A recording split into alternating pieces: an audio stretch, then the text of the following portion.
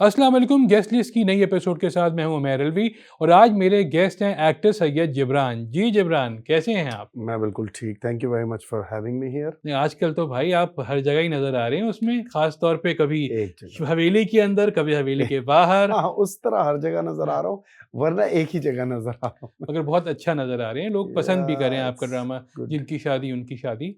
तो जब आपको ये अप्रोच हुआ तो आपने क्या सोच के हामी भरी? मेरा पहला सवाल जो था ना, वो था डायरेक्टर कौन है? ऑनेस्टली उस टाइम पे मुझे बताया गया कि ये जो है साकिब कर रहे हैं। बट देन साकिब के साथ मैंने फ़िल्म की हुई थी पहले, but due to some reasons ही उसकी कुछ कमिटमेंट्स का इश्यू था, जो भी था, तो फिर मुझे बताया गया सैफी भाई कर रहे हैं।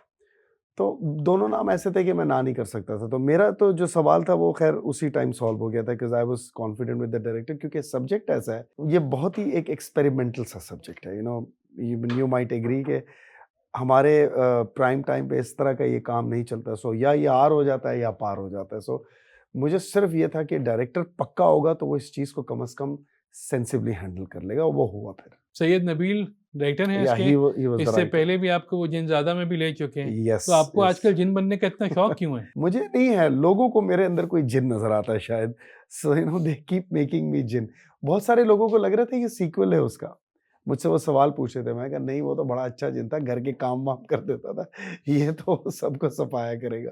कास्ट बहुत अच्छी है। यस। मतलब वहाज अली हैं, या सहर खान हैं, आप हैं, तमकीनत हैं आपके साथ, फिर अरसलान हैं और यस। बाकी लोग हैं। तो आपको उसमें जो है अपना जिन निकालना कितना मुश्किल लगा? देखो, मैं अपना जिन निकाल ही लेता हूँ, ये तो आपको पता है। मुझे किसी भी सिचुएशन में डालो, मैं अपना जिन निकाल लेता हूँ। So I was confident about what I am doing and what the project is, और it was a fantastic experience working with all these new people. मेरा वहाज के साथ फर्स्ट टाइम था। अरसलान के साथ I have worked before in Neem, तो बाकी रुमैसा, सहर फर्स्ट टाइम सारे। सिद्रा के साथ I have done a couple of short films और single play, so I knew her as well. ये मेरे लिए नए थे, ये जो न्यू लॉर्ड के अंदर, and it was fantastic experience working with them. वो जो जिन की सारी जो हैबत है, वो अपने ऊपर आप तारी कैसे करते हैं? उमैर, एक काम जब आप बहुत अरसा करते हैं ना, तो मैं एक सच्ची बात बताऊं तो वो कहते हैं कि वो सेकंड नेचर बन जाती है। शुरू-शुरू में शायद बहुत मेहनत करनी पड़ती है चीज़ों को वो करने के लिए, but once you spend a lot of time doing something, फिर वो बहुत आसान हो जाता है। तो जैसे किसी रेस्टोरेंट में काम करने वाला फिर आँखें बंद करके कुछ अरसे बाद बर्गर्स बना रहा होता है ना, शुरू में वो देख के बना रहा होता है। एक्टिंग भी यही है। आफ्टर अ सर्टेन टाइम आपको इतना कंट्रोल आ जाता है कि जब आपने सीन में जाना है तो आप कैरेक्टर में चले जाते हैं, और जब सीन खत्म होता है तो आप निकल आते हैं। So it was it's a process which is easy now, easier, not easy, easier than before. हमारे यहाँ टीवी पे science fiction, horror, fantasy, comedy ये जो है प्राइम टाइम में नहीं चलते हैं। हुँ, ये ड्रामा आपका पसंद किया जा रहा है। आपके या। ख़्याल में इसकी वजह क्या है? एक तो it's written very well, it's directed very well, and it is acted very well by all the people. So जब ये 3 मेजर बॉक्सेस चेक हो गए, तो ऑब्वियसली वो कहीं न कहीं हुक कर गया है ऑडियंस के साथ। बाकी कोई फ़ॉर्मूला नहीं होता है कि एक ड्रामा चलेगा या नहीं चलेगा, उसका कोई फ़ॉर्मूला नहीं है। ये एक अजीब-सी साइंस है कि फॉर व्हाटएवर रीज़न कुछ ड्रामे चल जाते हैं, कुछ ड्रामे नहीं चलते हैं। Luckily this one worked, which might open more doors for different concepts to fill the prime time slot. आपको पता है, मैं इस साल मैंने सिर्फ एक ड्रामा किया, जिनकी शादी उनकी शादी, और आफ्टर दैट, और इससे पहले मेरा मेरी तन्हाई ड्रामा था। बीच में ग्रीन की मैंने एक वो की थी, एक सीरीज, एक ग्रीन टीवी की। द पॉइंट इज दैट उसके बाद से, वुड यू बिलीव, पिछले पिछले ही महीने I said no to 2 projects, जो दोनों ऐसे लॉन्ग सीरियल्स थे, रूटीन वाले, और अगले 6 महीने I would have made a lot of money, but I didn't, I said no, because मैं ये चाह रहा हूँ कि it there has to be something different now. मैं इतने साल वो वाला काम करके I don't have to prove anything now, so it's always, now it's only कि if it's if it's gonna hit me somewhere, only then I will do it. तो इसलिए मैं समझता हूँ ये ड्रामा प्राइम टाइम में चलने से they should make more dramas, not this genre in particular, लेकिन जैसे एक्शन बनते हैं, थ्रिलर्स बनते हैं, हाँ, कुछ कुछ वो भी आने लग गए हैं, एक आध, हाँ। But they are still like very, ऐसे हल्की सी जैसे नमक छिड़कते हैं वैसे। They should equally fill the spaces of prime time, I'd say. बच्चों का क्या रिएक्शन होता है आपके जब आपको वो जिन देखते हैं? क्योंकि जिन ज़्यादा के बाद तो बहुत खुश हुए होंगे। हाँ, अपेरेंट बहुत अरसे बाद ये वाला जो प्रोजेक्ट है ये देख रहे हैं वो ऑन एंड ऑफ, और बड़े वाला तो मेरा खैर मुझे क्रिटिसाइज ही करता है कि ओके ये यूं। छोटे अलबत्ता जो मेरी बेटी और जो छोटा बेटा, they are really excited whenever I come on screen, they actually get scared. तो it's a good thing. I जब मैंने जिन ज्यादा किया था तो मेरी बच्चों की जो फैन फॉलोइंग थी वो क्रेजी हो गई थी। आई मीन मैं अपने उस टाइम मेरे बच्चे छोटे थे, तो जब मैं स्कूल गया उनके, तो मेरे ऐसे बच्चे जमा हो गए, 20-25 बच्चे। आज तक कभी हमारे पास ऐसे नहीं आते ऑटोग्राफ के लिए, उसके लिए। And I was like why are they here, मुझे नहीं पता था। मुझे लगा शायद मेरे बच्चों के क्लास फेलो थे, बट दे वांटेड ऑटोग्राफ, सबने कॉपियां निकाली हुई थी। सो आई वाज लाइक ये जो जॉनरा होता है ये इस जनरेशन का बहुत हिट करता है। अगेन मुझे दोबारा से मेरे ये सोशल मीडिया प्लेटफॉर्म्स और उस पे डीएम्स में और आगे पीछे मुझे फ़ोन आ रहे हैं, मुझे कॉल्स, दोस्त मेरे पुराने कॉलेज के दोस्त कॉलें करके, वीडियो कॉल करके कह रहे हैं प्लीज़ मेरे बच्चों से बात कर लो, तुम्हारा ड्रामा देखते हैं। मैं उनके बच्चों से बात कर रहा हूँ। So it's a good thing, you know.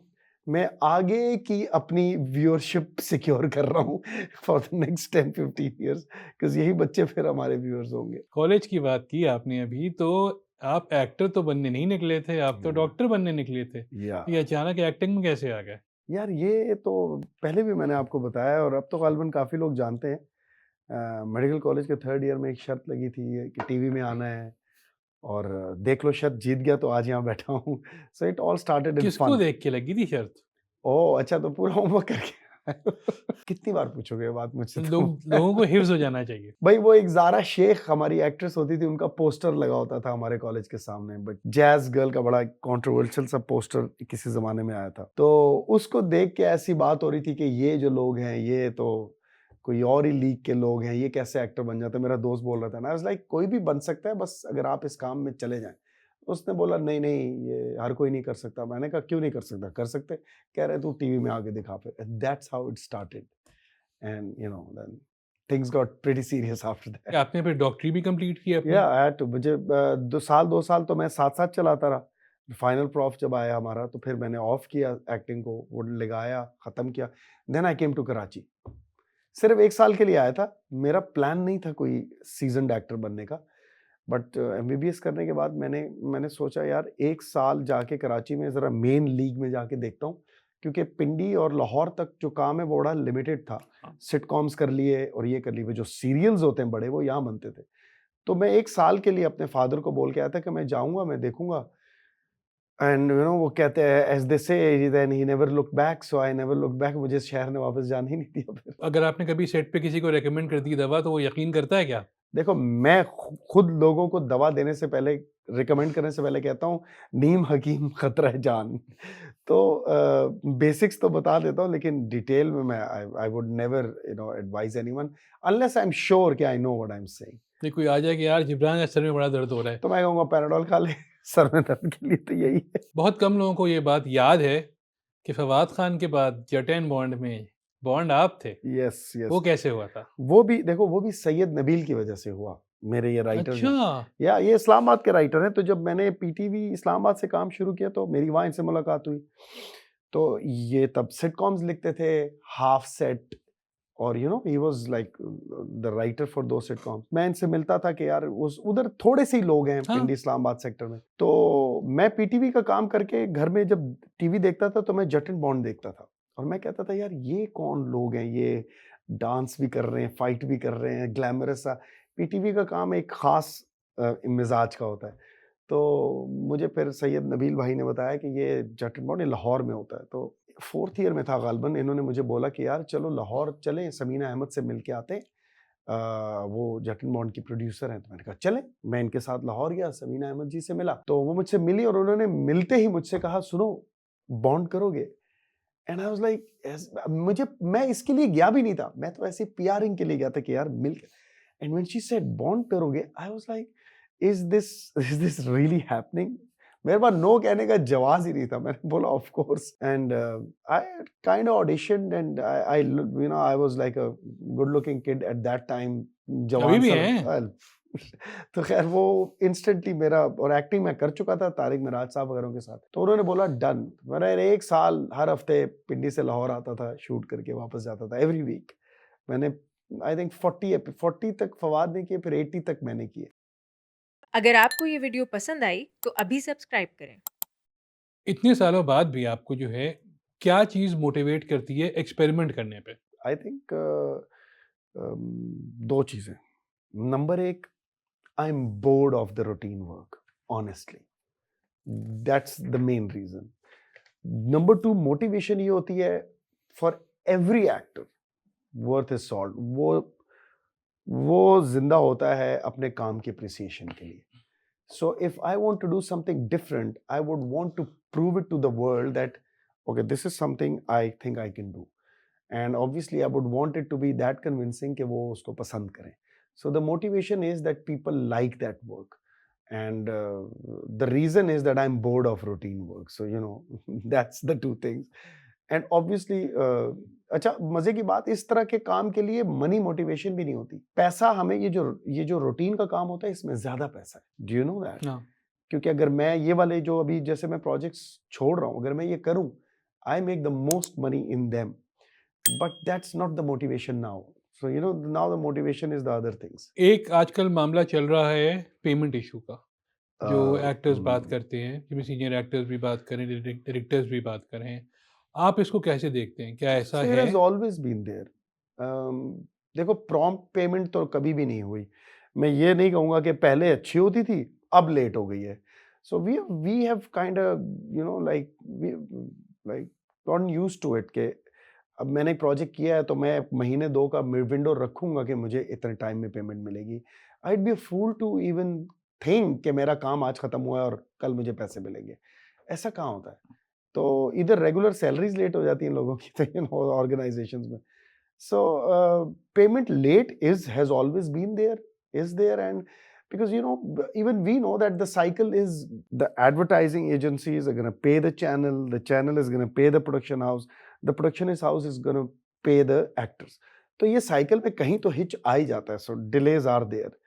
So हाँ, non payment is an issue which should not happen and should be seriously and like strictly looked at, कि non payment नहीं होनी चाहिए, but delayed payments and again delayed to a limit. एक होता है वो एक रीजनेबल डिले होता है, एक होता है जो जान के दबा लेने वाला delay, that again is not acceptable. मैं उसके भी हक में नहीं हूँ।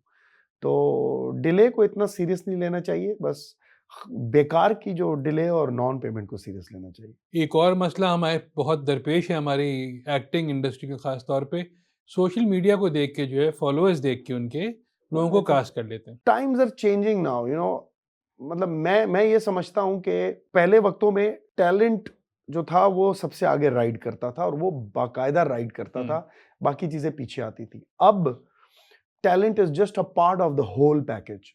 you don't need to be only talented, you need to be many things to make it work. उसका नुकसान क्या है? मेरी जनरेशन में भी मैं समझता हूं, हालांकि हमने तो सोशल मीडिया ऑफ का भी दौर देखा है, जब हम आए थे no social media, so we have seen the transition before and after. उसके बावजूद भी तो हमने वो थोड़ा सा मुश्किल वक्त भी देखा है, जब हमने प्रूव भी करना था कि यार हमें काम आता है, हमें फॉलोअर्स से काम नहीं मिलेगा, या हमें सोशल मीडिया पीआरिंग या पैकेजिंग, और हमारे पीछे अगर टीम होगी पीआर की और वो हमारे कोट्स हर हफ्ते फेसबुक पे डालेगी, उससे हमें काम नहीं मिलेगा। So we had to kind of prove with our work कि यार हमें काम दो। उसके बावजूद भी मैं समझता हूँ मेरी जनरेशन में नुमान इजाज जैसा एक्टर नहीं आएगा, क्योंकि हम भी थोड़े ढीले हो गए, हम भी अब ना वो कंफर्ट जोन में आ गए। वो जो जनरेशन थी जब नोमी भाई वगैरह, उनका तो कुछ भी नहीं था सिवाय टैलेंट के काम आता है तो मिलेगा, नहीं आता तो घर बैठ। अब उस टाइम पे फिरदौस जमाल साहब थे, नुमान इजाज थे, ये सब सिर्फ अपने टैलेंट पे काम करते थे। अब जो अगली जनरेशन है, मैं कहता हूं, मैं आपको बता रहा हूं कि वो जब थोड़े और मैच्योर होंगे तो उसमें हमारी जनरेशन के जो अच्छे एक्टर्स हैं उस लेवल का भी कोई नहीं होगा। So you see what's happening, the graph of talent is going down.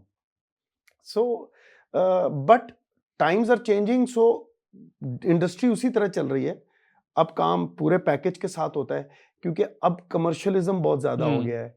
अब it's not just about talent, it's a lot of financial thing now, you know, it has to make financial sense. तो उसमें फिर उसकी marketability, बंदा कितना marketable है, बंदा कितना आवाम में उसकी reach है, ये सब चीजें काउंट करके बंदा कहता है कि चलो ऐसे ड्रामा बनाओ कि सारे एंगल कवर हो जाएं। पहले सिर्फ टैलेंट कवर होता था, अब 6 एंगल कवर होते हैं। That's the thing. भाई एक्टिंग तो आप कर ही रहे हैं, एक्टिंग के साथ साथ ये 1969 और उसके बाद BLT और ये कई रेस्टोरेंट्स ऐसे एंड हैं। सरीद। हाँ, तो इस्लामाबाद में जो हैं आप उसके पीछे भी आप ही हैं। तो देखो ये सबसे पहले तो I am just lucky to be a part of this organisation, but उसके पीछे जो हैं वो मेरे रूह रवां, मेरे दोस्त, मेरे पार्टनर बिलाल हसन अवान हैं, जिनकी वजह से ये सारा बिजनेस कायम है और वो इसको सिंगल हैंडेडली लुक आफ्टर करते हैं। I am just lucky to be his partner. भाई एक्टिंग और ये रेस्टोरेंट दोनों अलग अलग चीजें हैं। हाँ, अगेन ये भी शुगल में शुरू हुआ था। ये ना मेरी लाइफ में काफ़ी चीज़ें शुगल में शुरू हुई थी। हमने स्टार्ट किया था जिलाटो फेयर से, आइसक्रीम कैफ़े से, और ऐसे ही मैं, बिलाल भाई और हम दोस्त बैठे थे और मैनेजर ने आके पूछा, सर कैसी लगी आइसक्रीम? मैंने कहा बहुत अच्छी है यार, ये आप इस्लामाबाद में भी खोले हैं, हमारे पास वहाँ कोई और ऑप्शन नहीं है। That is back in 2004, so when I came to Karachi the first year, और हम सिर्फ ऐसे ही जाते थे लड़के हैंग आउट करने। I was 24 at that time, probably 24-25 at that time. तो उसने बोला, सर हमारे ओनर बैठे हैं। मैनेजर ने कहा, सर हमारे ओनर बैठे हैं, आप उनसे ये कहें। तो बिलाल और मैं, हमने कहा चलो मुफ्त की आइसक्रीम खाते हैं, गपशप लगाएंगे, शायद बिल माफ़ हो जाए। यकीन करें हमारा कोई नियत नहीं थी रेस्टोरेंट को लेके, हमारा सिर्फ मुफ्त की आइसक्रीम खाने की नियत। हम उठे, वहाँ गए, जाके बैठे और हमने बोला, सर ये बड़ा अच्छा आपका प्रोडक्ट बहुत अच्छा है, इस्लामाबाद में ऑप्शन है, तो आप वहाँ पे भी खोलें। उन्होंने बोला कि हम बात कर रहे हैं आजकल कुछ लोगों से अपनी फ्रेंचाइज की। तो ये बिलाल भाई साथ बैठे थे, तो उन्होंने बोला कि सर हमारे पास भी अपनी कुछ जगह हैं, तो हम भी अगर मैंने यूँ बिलाल भाई को देखा कि कौन सी जगह केड़ी, but I just played along and he said okay fine, आप मुझे ईमेल कर दें, जो उनके ओनर थे, और फिर हम आपको बताएंगे। वो चले गए, बातचीत खत्म हो गई, हम वापस आ गए और हमारा बिल उस दिन माफ हो गया, हमारा मिशन Good. पूरा हो गया। हम मैनेजर को जब बिल दिया, उन्होंने बोला सर वो ओनर ने कहा आपका हो गया। मैंने कहा वाह भाई, ये देखो जिस काम के लिए आए थे वो हो गया। वो और बात है, बाद में मुझे बिलाल भाई ने बुलाया इस्लामाबाद कि यार वो आ रहे हैं और इस्लामाबाद आ रहे हैं, तो तुम आओ। मैंने कहा कौन आ रहे? कह रहे हैं वो जिलाटो वाले, जगह देखने हमारी। मैंने कहा तो जगह, कह रहे तू आ, ढूंढते हैं। Then I went to Islamabad, हमने जगह ढूंढी, एक जगह मिली, फिर वो आए, उनको दिखाई। He was meeting a lot of other people as well, but luckily he chose us. Maybe we were young and he knew that he can work with us very easily. Then कोई brigadier साहब से भी उसकी meeting थी और उनसे उन्होंने बोला यार मैं ब्रिगेडियर को क्या बोलूँगा, बच्चों को मैं अपने साथ, तो उनके लिए भी अच्छा था, हमारे लिए भी अच्छा था, and we got gelato fair. That's how I got my first restaurant, imagine. You know, so a lot of things happened on its own. फिर 1969 आया। Then after 2008 हमें 1969 की जगह, और कामरान लाशारी साहब, you know he is the reason behind it, वो CDA के chairman थे, and he used to love gelato fair and he used to love the fact that 2 young boys are running it. तो tender आया था अखबार में और बिलाल भाई ने भी अप्लाई किया और somehow we got it. He loved the idea 1969 का, 60s का थीम पाकिस्तान का, and we got it बिल्कुल absolutely on merit, and that was our first own restaurant. ये तो फ्रेंचाइज थी, आसान होता है चलाना, इसमें सारा सामान तैयार आपके पास आता है, आपने बेचना होता है। रेस्टोरेंट में फिर हर चीज़ खुद करनी होती है। So it took us some time to learn, but alhamdulillah now you've seen it, it's BLT भी है। then बिल जिलाटो जब बंद किया, एक टाइम पे जिलाटो में फिर सैचुरेशन हो गई थी, आइसक्रीम कैफेज एक हद तक, उसके बाद ice cream was a product of a restaurant, you could have not like run the entire restaurant on ice cream. तो फिर हमने वो बंद करके वहाँ BLT बनाया। तो वो भी अगेन बिलाल भाई का ब्रेन चाइल्ड था, he was behind the designing and everything, I was just standing with him all और अभी जो अलोंग। नेक्स्ट आपका sir that's an Arabic restaurant, इसको अभी इसी साल तो भाई सिर्फ इस्लामाबाद और लाहौर वालों के लिए वही क्यों पूरा है? नहीं हुआ भाई, अभी तो इस्लामाबाद, अभी तो हम पिंडी भी नहीं गए। तो बाकी शहर तो भाई बाद। आप कराची में रहते हैं ना, कराची में करें। Yeah, but see, the thing is, I think I am not cut out to run a restaurant. Bilal bhai is, so he's there looking after it. As I said, I'm just lucky to be his partner. अच्छा, वैसे कराची, लाहौर और इस्लामाबाद के खानों में फ़र्क क्या है सबसे बड़ा आपके ख्याल में? कराची, इस्लामाबाद और लाहौर। ओके, इस्लामाबाद के खाने यूनिवर्सली कोई इतने फेमस नहीं है, except 1969. So if you want good food, go to 1969 in Islamabad. But Lahore और कराची में बेसिक फर्क ये है कि I think Lahore wins in, Karachi wins in barbecue and Lahore wins in curry dishes. That's the major difference. And Peshawar wins in meat, like dumba or हाँ हाँ हाँ so ये 3 मेजर डिविजन्स हैं आपके पाकिस्तान में, मैं समझता हूँ. और अगर आप राइस पे चले जाएं तो वो पुलाव है, ये बिरयानी है. हाँ। इट्स बेसिक है सारी. जब आपने डेब्यू किया था उस वक्त सिर्फ एक चैनल या 2 चैनल थे, अब इतने सारे चैनल्स हैं. आपको उस वक्त में और इस वक्त में क्या डिफरेंस लगता है, पॉजिटिव नेगेटिव जो भी हो? पहले वक्त में अगर आपका एक ड्रामा चल गया तो आप ओवरनाइट पूरे मुल्क में फेमस हो जाते थे, but there was no money. Now you will earn a lot of money, but you will spend years by the time people start knowing that you are an actor. So you see the difference. ये है. अच्छा, ये तो सिर्फ fame point of view से, और पैसा बहुत है अब, लेकिन वो इंस्टेंट रिकग्निशन कम है. पहले रातों रात आपका ड्रामा हिट तो पूरा मुल्क आपको जानता है, लेकिन पैसे नहीं है आपके पास. Second thing, the quantity has increased, so quality has gone down. Back in the days, the quality was good, quantity was less. Again ये इसी से डायरेक्टली क्वालिटी और क्वांटिटी से लिंक डायरेक्ट एक्ट्रेस पे आता है कि talent is now sitting on the 4th seat, other things are in the front. Back in the days talent was the 1st seat, other things were back. So ये चीजें हैं. फिल्मों में भी आपने कदम रखा, एक में Yes. काम किया, एक लिखी. एक्चुअली 2 लिख दिए. दूसरी कौन वो सी? अभी आए, it's not on the floors yet. So अरे तो अच्छी बात है ना. हाँ. तो मगर फिल्मों में फिर आपने ज्यादा अटेम्प्ट क्यों नहीं किया? ऐसी उमर एक्चुअली मूवीज, मेरे डायरेक्टर ने उसके बाद दूसरी फिल्म नहीं बनाई यार. हाँ. मेरे प्रोड्यूसर ने उसके बाद दूसरी फिल्म नहीं बनाई. So you see the fault does not lie here. The fault is that our film industry is not that stable कि वो बैक टू बैक मूवीज बनाए. सो जो बन रही हैं वो भी हमें पता है, चंद सेटअप्स हैं जो जिनके पास इतनी कैपेसिटी है वो अपने लिए बना रहे हैं. तो we just have to like wait and see that if जैसे ड्रामे हर जगह बन रहे हैं, तो ऐसे अगर फिल्म्स का रेशो बढ़ जाए तो then you might see us more in movies. But films का रेशो बहुत कम है. हर साल 2-3 तो एक वो फिल्में आती हैं जो करने के काबिल होती हैं. मैं नहीं कह रहा फिल्में नहीं आती, लेकिन मैं ये समझता हूँ जैसे मैंने फिल्म की थी, वो एक स्टैंडर्ड की मूवी होती है. एक मिनिमम स्टैंडर्ड आपने मूवी के लिए अपना सेट करना है कि यार उसमें कम से कम ये चीजें हों. वो स्टैंडर्ड की फिल्में कम बनती है, वरना वैसे बहुत फिल्में बनती है, लेकिन you can't do every film. So इसलिए या तो इन्वेस्टर ला दो, खुद मिलके बना लेते हैं.